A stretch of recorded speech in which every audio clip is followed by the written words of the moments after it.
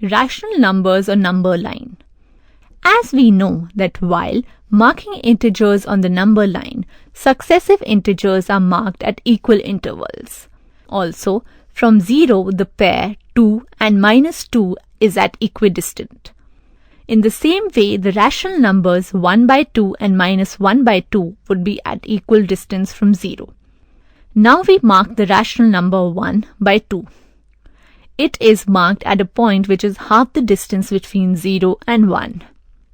So, -1 by 2 would be marked at a point half the distance between 0 and -1. Similarly, 2 by 2, that is 1, and -2 by 2, that is -1, also would be at equal distance from 0.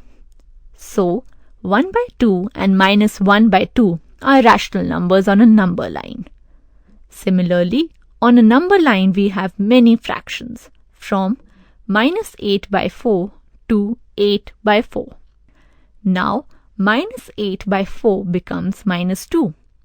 -4 by 4 becomes -1. And 4 by 4 becomes 1. 8 by 4 becomes 2. Thus, -5 by 4 and 5 by 4 are rational number on the number line.